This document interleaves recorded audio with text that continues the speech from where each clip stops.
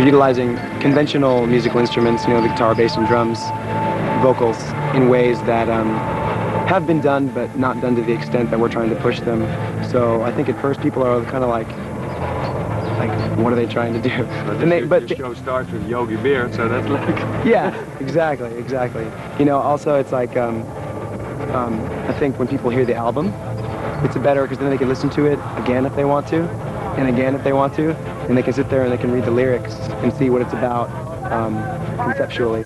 Conceptually, I think, is sort of where some of the girth comes in. I think the music and the lyrics sort of match each other, you know?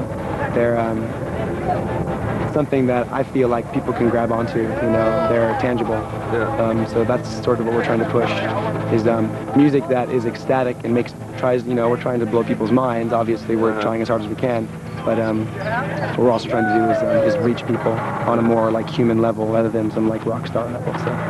Where does it get your drive to get in like all these beautiful other instruments? I mean, I hate the word, but the only thing I can think of is I was like a hippie. I sort of am. If you could, I don't use that word because I think it's like any other stereotype, you know. It's almost a crossword. It is. Personally, I'm interested in the world and in cultures of the world. Yeah. So when the time we were starting this band, and I was like 15 years old, I was hanging out in like Fish parking lots, Grateful Dead parking lots, and a lot of my really good friends, we were playing djembe. So I picked up a drum, it's like a little ceramic drum. I started jamming around in drum circles and stuff like that.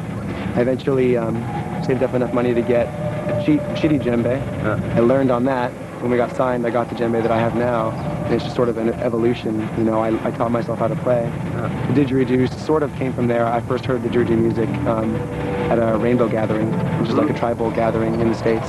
Come over here too, actually, but I taught myself how to play that as well. Yeah. All of our instruments are self-taught. Yeah. It's just whatever, like, you know, whatever interests us the most, we're gonna pick it up and, you know, learn it. I think that there's some cello explorations coming into our band sooner or later. Tell us a little bit about that for those who don't know. Who is this handsome gentleman?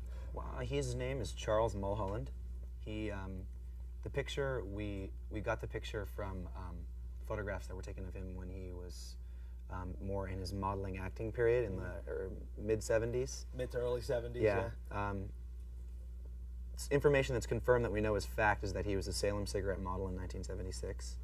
And sort of unconfirmed information we have is that he taught PE at an all-girls Catholic school. And he did some obscure narrations, like he narrated the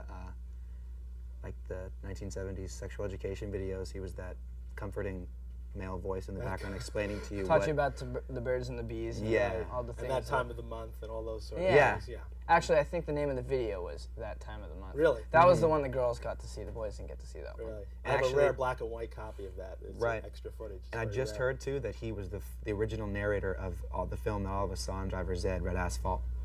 The classic. Right. So he has the ability to change his voice from like the comforting, you know, this is a penis, that type of a thing, to don't drive this way. Right. This will happen. No, no, no, no. You know, that type of thing. So he's cool. He's done some cool stuff like that, and we think he has a great mustache, so that's why we put him on. That's why you put him on. We all strive to be like him. Yeah, I'm trying with the mustache. I see that, and it's. I can't. Yeah. His just looks like dirt when he tries. Yeah, it looks like dirt. Well, you got that baby face, Mike. You know, obscure it with any facial hair there. Thank you. That was for Christian in Florida and.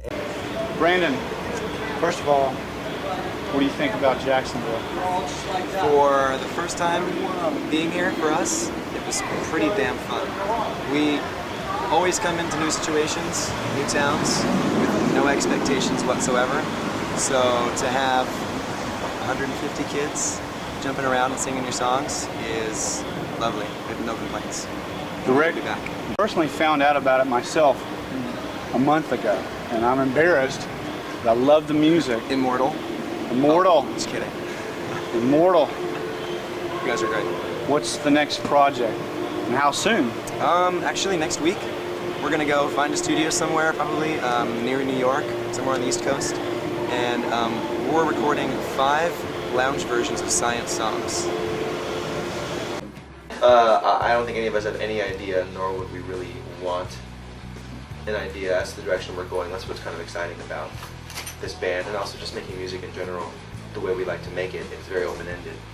You know, I think it's possible that we could make a Tahitian theme song record, as possible as it is that we could go and make some weird rock opera, for that matter. You know, I'm exaggerating wildly, obviously, but that's what's cool about it. Is We have no idea.